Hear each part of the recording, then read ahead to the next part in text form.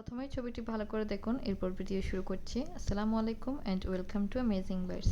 প্রথমে যে ছবিটি দেখিয়েছিলাম সেটাই ছিল আজকের কেকের রেফারেন্স পিকচার। আর এই কেকের আদলেই আজকে কেকটা করে দেখাবো। আর কতটুকু করতে পেরেছি সেটা কিন্তু আপনারা ভিডিও শেষে কমেন্টে জানাবেন। কেকটি ছিল 2 পাউন্ডের মধ্যে স্ট্রবেরি ফ্লেভারের, আর এটা ছিল শিট কেক। আর প্রথমেই আমি যে ভিডিওটা দেখাচ্ছি এটা কিন্তু আমি অলরেডি শেয়ার করেছি আপনাদের সাথে, বাট ফুল ক্রাম কোটিংয়ের ভিডিওটা আমার করা হয়নি। আর এরপর আমি ফাইনাল ফিনিশিং থেকে শুরু করছি। এখানে ফাইনাল ফিনিশিংয়ের জন্য আমি একদম অফ হোয়াইট কালারের একটা ক্রিম নিয়েছি। আর এখানে কিন্তু ইয়েলো কালারের পরিমাণটা খুবই অল্প পরিমাণে দিতে হবে, তাহলেই এরকম একটা অফ হোয়াইট কালার চলে আসবে।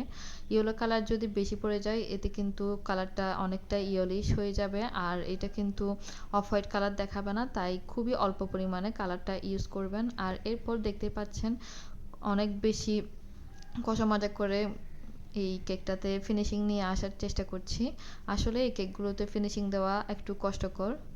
বেশ অনেকক্ষণ সময় নিয়ে ফিনিশিংটা করে নিয়েছি। আর এটা করতে কিন্তু আমার বেশ ঝামেলা পোহাতে হয়েছে। আর আমি মাঝখান দিয়ে ফিনিশিংটা বেশি ভালো করার চেষ্টা করেছি, সাইড দিয়ে অত একটা করিনি, কারণ এখানে ফ্লাওয়ারের ডেকোরেশন হবে, ওগুলো এত একটা বোঝা যাবে না। এরপর 1M নজল দিয়ে বেশ কয়েকটা ফ্লাওয়ার করে নিচ্ছি। আর দেখতে পাচ্ছেন কিভাবে করছি এগুলো, এক একটা এক এক জায়গায় করে দিয়েছি। এরপর আরও একটা নজল ইউজ করতেছি, এটা হচ্ছে 336 নাম্বার নজল। এটা দিয়েও কিন্তু ফ্লাওয়ারগুলো বেশ অনেক সুন্দর হচ্ছে।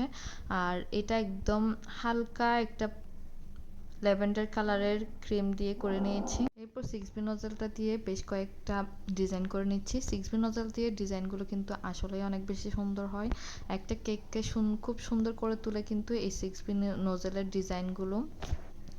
এরপর দেখতে পাচ্ছেন সবগুলো যেখানে যেখানে ফাঁকা অংশ আছে সবগুলোতে এই 6B নজল দিয়ে করার পর আমি 1M দিয়ে আরও কয়েকটা পাইপ করে নিচ্ছি।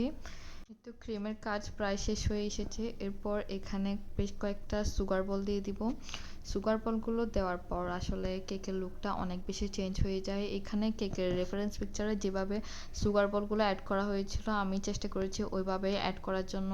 আর দেখতেই পাচ্ছেন সুগার বলগুলো দেওয়ার পর কেকটাকে আরও বেশি গর্জিয়াস দেখাচ্ছিল।